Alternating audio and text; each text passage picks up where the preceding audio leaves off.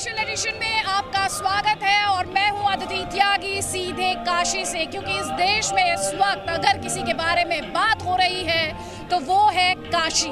और लगातार ज्ञानवापी को लेकर, उसके दावों को लेकर, हिंदू पक्ष के दावों को लेकर साक्ष्य सामने आ रहे हैं। हिंदू पक्ष ये दावा कर रहा है कि उसे बाबा मिल चुके हैं, यानी शिवलिंग मिल चुकी है, और साथ ही एक तस्वीर का जिक्र, एक वीडियो का जिक्र हिंदू पक्ष द्वारा किया जा रहा है जिसमें नंदी शिवलिंग की तरफ देखते नजर आते हैं। हिंदू पक्ष कह रहा है कि इससे उसका दावा और मजबूत हुआ है। और आज देशहित में हम आपको ऐसे साक्ष्य और प्रमाण दिखाने जा रहे हैं जो आपने पहले कभी नहीं देखे होंगे, और हिंदू पक्ष को यकीन है, उनका दावा है कि ये साक्ष्य अदालत में निर्णायक साबित होंगे।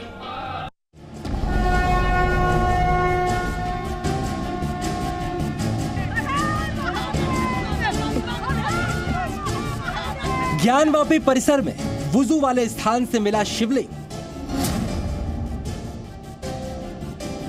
शिवलिंग को देखते नंदी महाराज।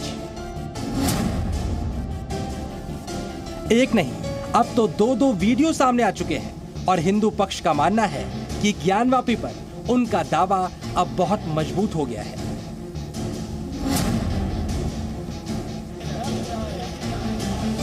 जो वीडियो सामने आए हैं उसमें मौजूद शिवलिंग को सर्वे के लिए ज्ञानवापी परिसर में गई टीम ने अपनी आंखों से देखा है और ज्ञानवापी से बाबा का मिलना वहां मंदिर होने का सबसे बड़ा प्रमाण बताया जा रहा है। ये सारे प्रमाण आपने पिछले 2 दिनों से लगातार तमाम न्यूज चैनल्स पर देखे होंगे, लेकिन आज हम आपको ज्ञानवापी के वो प्रमाण दिखाने जा रहे हैं जो अब आप प्रत्यक्ष रूप से नहीं देख सकते, लेकिन जी न्यूज वो प्रमाण आपको दिखाएगा। हिंदू पक्ष ने इस मामले की अदालती लड़ाई की शुरुआत में इन प्रमाणों का इस्तेमाल किया था।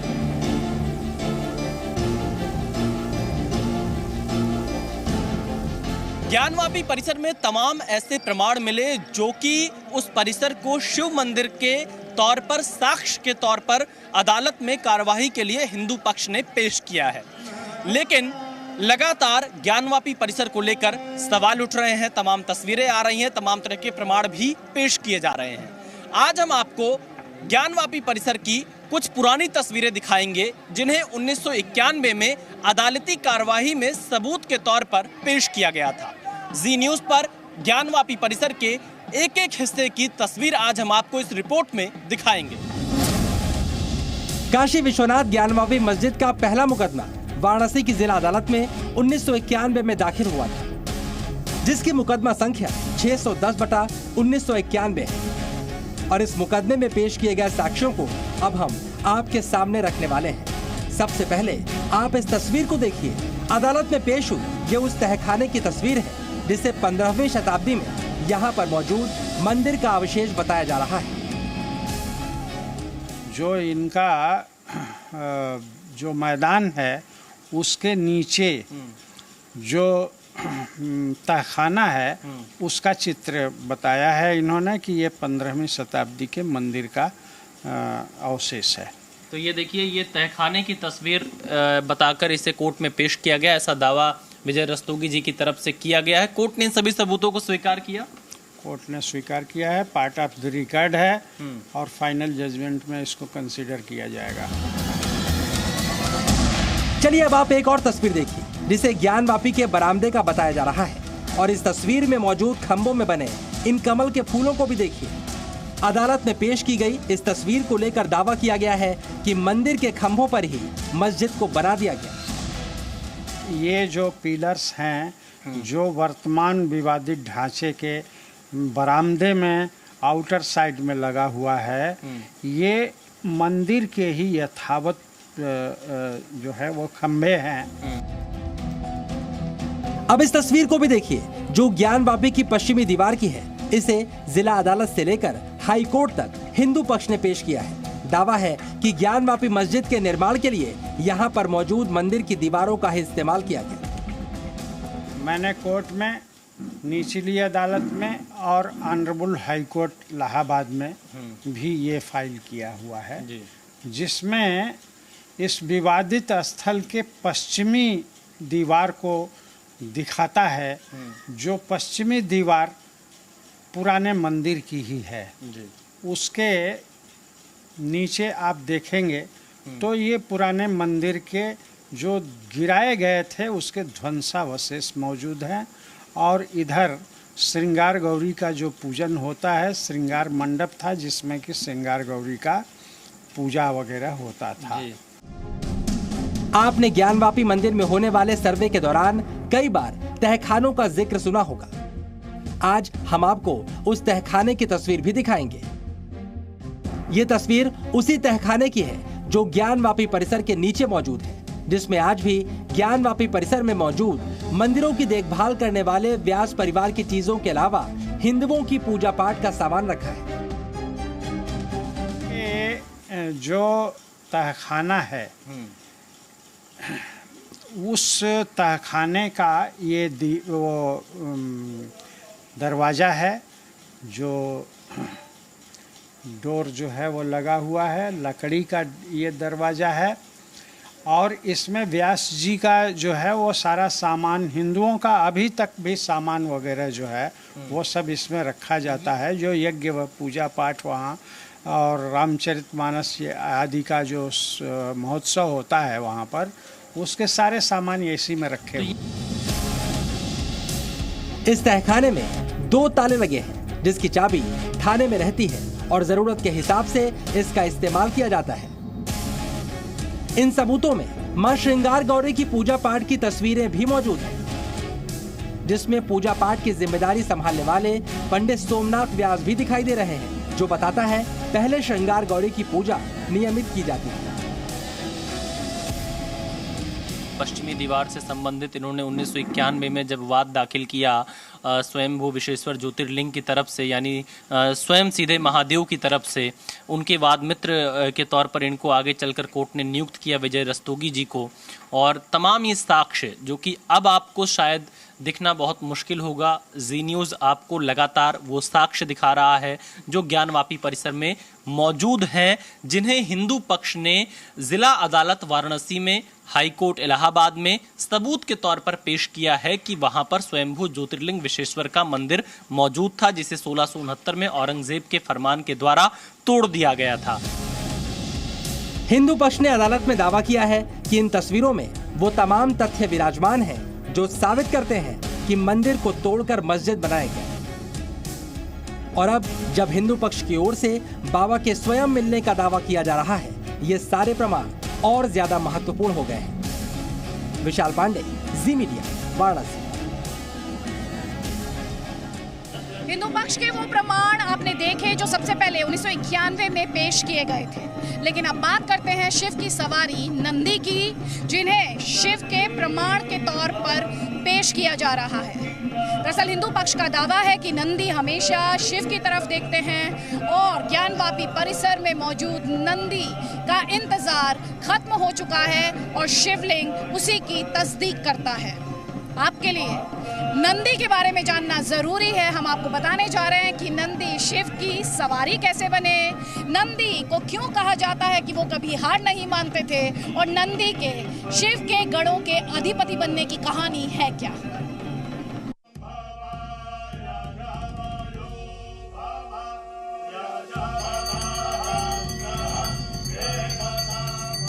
भगवान शिव के गढ़ों के अधिपति नंदी, शिव के वाहन नंदी, शिव भक्तों में पूजनीय नंदी, शिव के परम भक्त नंदी, वो नंदी जो आज तक कभी पराजित नहीं हुए, वो नंदी जिनकी आत्मा शिव में बसती है, वो नंदी जो शिव के इतने प्रिय हैं कि उनकी पूजा शिव परिवार के साथ होती है। आज वही नंदी पूरे देश में चर्चा का केंद्र है। हिंदू पक्ष के मुताबिक नंदी को जिनका इंतजार था, ज्ञानवापी परिसर में मौजूद वो शिव मिल गए हैं। और अब एक नया वीडियो सामने आया है जिसमें नंदी सीधे वुजू खाने में मौजूद शिवलिंग की तरफ देखते नजर आ रहे हैं। ये वीडियो पुराना है और उस वक्त का लग रहा है जब काशी विश्वनाथ कॉरिडोर का काम जारी था। इस वीडियो में नजर आ रहा है कि नंदी की मूर्ति वुजू खाने में मिले शिवलिंग के बिल्कुल सीध में मौजूद है।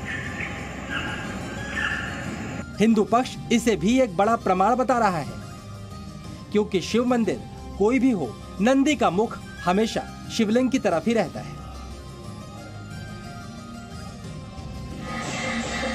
ये उज्जैन के महाकाल की तस्वीरें हैं। भस्म आरती की तैयारियां चल रही हैं और इस वीडियो में शिवलिंग के ठीक सामने नंदी विराजमान है।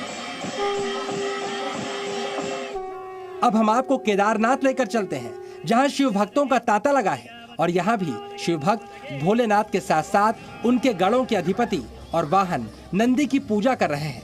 नंदी आप देख पा रहे हैं सामने, नंदी देव, और यहाँ लगातार पूजा चल रही है। पूजा के बाद अब कुछ देर बाद यहाँ पर ये मुख्य प्रवेश द्वार खोला जाएगा और लोगों की एंट्री यहाँ से होगी। तो ये सामने की तस्वीर जो मुख्य प्रवेश द्वार है और मंदिर का जो हम कहें कि ये सामने का जो पूरा हिस्सा है उसको फूलों से सजा दिया गया है।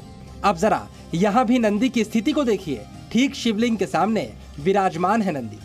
12 ज्योतिर्लिंगों समेत दुनिया के किसी भी मंदिर में आपको नंदी की ऐसी ही स्थिति दिखाई देगी और ज्ञानवापी में भी नंदी ठीक शिवलिंग के सामने विराजमान दिख रहे हैं। सुरक्षा कारणों के चलते हमारा कैमरा वहां तक नहीं जा सकता है, लेकिन हम आपको ये तस्वीर दिखा रहे हैं कि किस तरह से नंदी जी का मुख भी उत्तर दिशा में यानी हमारी बाईं तरफ ही यहाँ मौजूद है।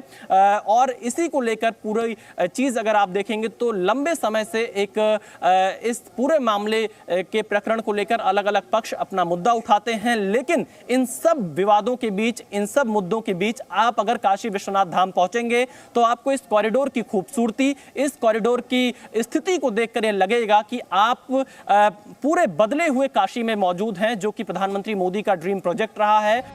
और यही वजह है हिंदू पक्ष नंदी की इस गवाही को सबसे ज्यादा महत्वपूर्ण बता रहा है। वीडियो देखिए, स्पष्ट यह पता चल रहा है कि श्रृंगार ये जो नंदी है, नंदी से लेकर के जो शिवलिंग है, इसे 83 फीट की दूरी पर यह है और यही शिवलिंग है। यही शिवलिंग है। इस शिवलिंग यही शिवलिंग है जिसे नंदी की प्रतीक्षा है। चलिए अब आपको यह भी बताते हैं आखिरकार इस परिसर में मौजूद नंदी की मूर्ति कितनी प्राचीन है और इसका नेपाल से क्या संबंध है। हिंदू पक्ष का दावा है जो नंदी वुजू खाने में मौजूद शिवलिंग को देख रहे हैं वो किसी और ने नहीं बल्कि खुद नेपाल नरेश ने मंदिर निर्माण के वक्त दिए थे। जब टोडरमल जी हम जो है यह विश्वेश्वर महादेव को मंदिर बना रहे थे, उसमें नंदी यह हिंदुस्तान के किसी व्यक्ति ने नहीं बल्कि नेपाल नरेश उसमें यह नंदी जी दिए थे जो है। अच्छा। हाँ, और यह स्पष्ट, और विश्व में कोई भी ऐसा मस्जिद नहीं है जहां उसके सामने प्रतीक्षारत नंदी हो। इसे स्पष्ट प्रमाण है कि सामने जो भी है वह विश्वेश्वर महादेव का मंदिर ही है और महज जिद नहीं है, मस्जिद नहीं, मैं नहीं कर रहा हूँ।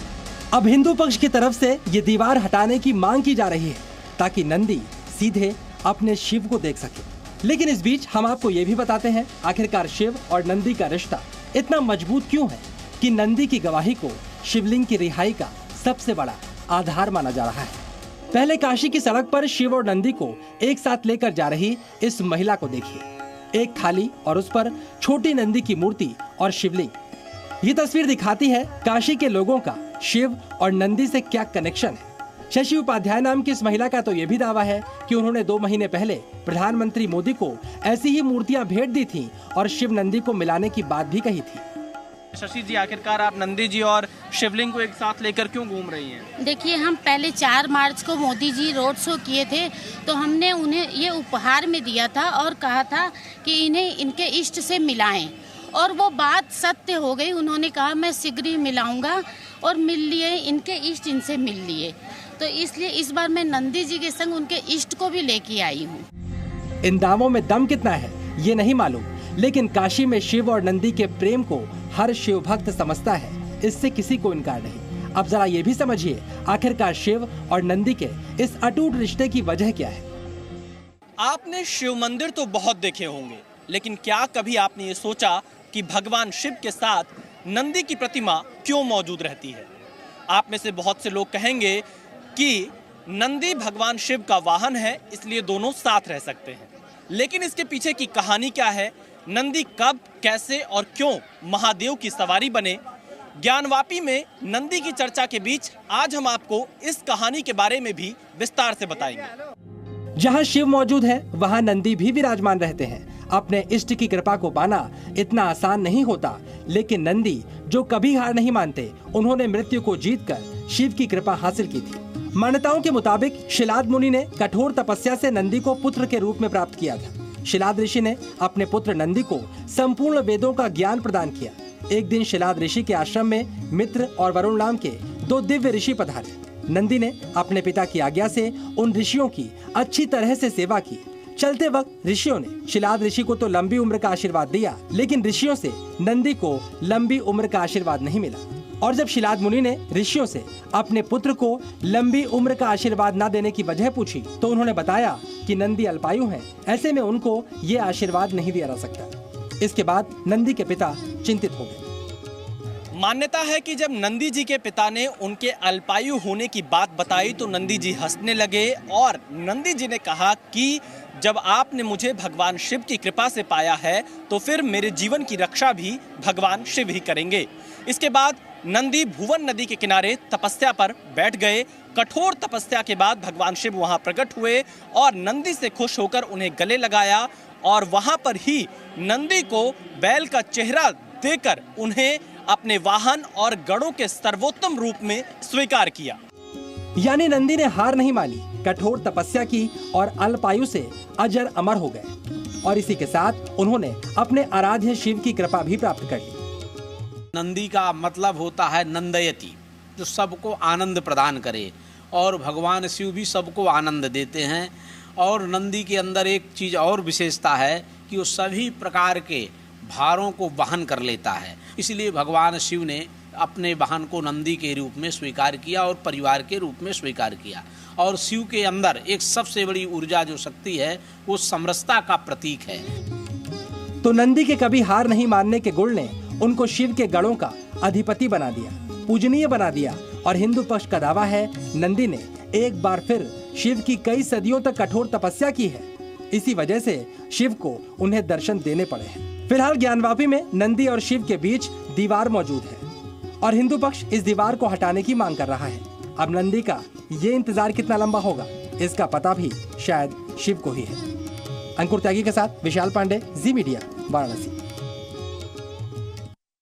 ज्ञानवापी विवाद को लेकर कानूनी और सियासी लड़ाई के बारे में तो आपने बहुत कुछ पढ़ा और सुना होगा, लेकिन अब हम आपको वाराणसी की एक ऐसी मस्जिद के बारे में बताने जा रहे हैं जिसके बारे में दावा किया जाता है कि उसे मंदिर तोड़कर बनवाया गया था। उसका नाम है रजिया मस्जिद। एक रिसर्च पेपर के मुताबिक दिल्ली सल्तनत और मुगल शासकों ने मंदिरों पर हमले करवाए और उनकी जगह मस्जिद बनवाई और इसी का इतिहासकार दावा करते हैं जीता जागता सबूत है रजिया मस्जिद।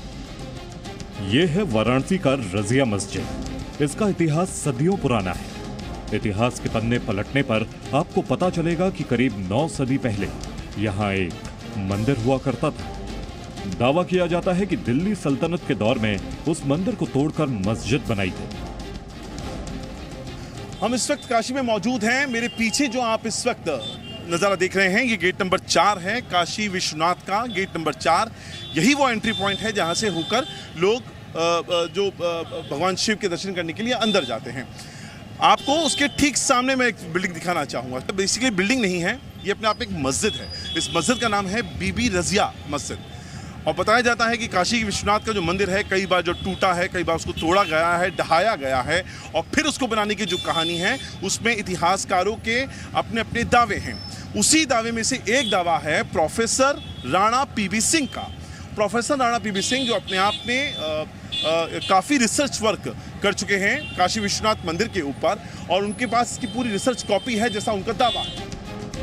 बनारस हिंदू यूनिवर्सिटी के पूर्व प्रोफेसर राणा पीबी सिंह ने वाराणसी के धार्मिक स्थानों के इतिहास पर एक रिसर्च पेपर प्रकाशित किया है, जिसमें काशी विश्वनाथ मंदिर और ज्ञानवापी मस्जिद से जुड़े विवाद पर भी शोध किया गया है। इस रिसर्च पेपर में रजिया मस्जिद की कहानी भी बताई गई है। 1194 में जब कुतुबुद्दीन ऐबक के आगमन होता है तो जो डिस्ट्रक्शन करता है तो उसने समाप्त कर दिया, गिरा दिया। उसी बीच में 2-3 बार राउंड और मिलता है कि जो बचा खुचा भी रहा वो भी शर्की ने लोगों ने गिराया उसे 14वीं शताब्दी के बीच बीच में पोर्शन में। लेकिन 1234 के लगभग में जब रजिया का शासन हुआ, जो जौनपुर में, यहाँ एक स्टेट है जौनपुर, यहाँ मैंने अब तो डिस्ट्रिक्ट है, तो उसकी वो बीवी थी वही सुल्तान बन के बैठी, तो उसने उस पर मस्जिद बनवाया। और ये जो है पर्शियन में खुदे हुए इंस्क्रिप्शन से प्रूफ है, जौनपुर में लगा हुआ है कि वहाँ गिराकर ऐसे बना। और यहाँ का मलबा कुछ वहाँ लगा हुआ है जिसमें हिंदू मूर्तियों इत्यादि की है, जो फिरोज शाही तुगलक का जो वहाँ मस्जिद है वहाँ पर लगा हुआ है, जिससे ये बात प्रूफ होती है। इस रिसर्च पेपर के मुताबिक 12वीं सदी के अंत में जब उत्तर भारत का काफी हिस्सा गौरी साम्राज्य के अधीन चला गया, तब मोहम्मद गौरी के विश्वास पात्रों में से एक और दिल्ली सल्तनत के पहले गुलाम शासक कुतुबुद्दीन ऐबक ने काशी पर हमला किया।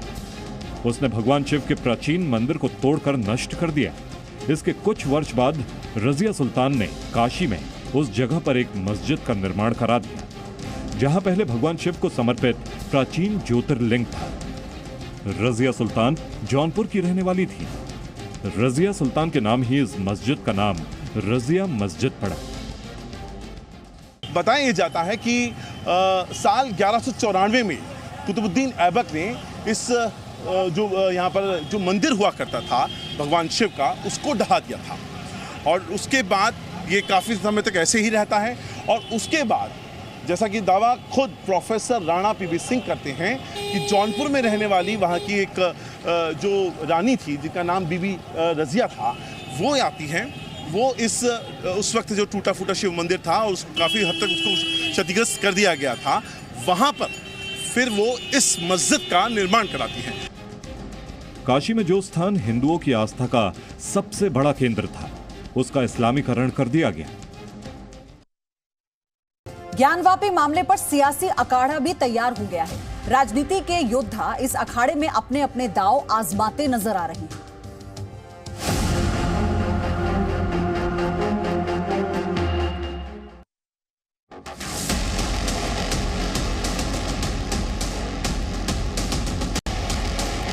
ज्ञानवापी मस्जिद परिसर की सर्वे की रिपोर्ट वाराणसी कोर्ट में पेश करने से पहले ही हिंदू और मुस्लिम पक्ष की तरफ से दावे किए जा रहे हैं।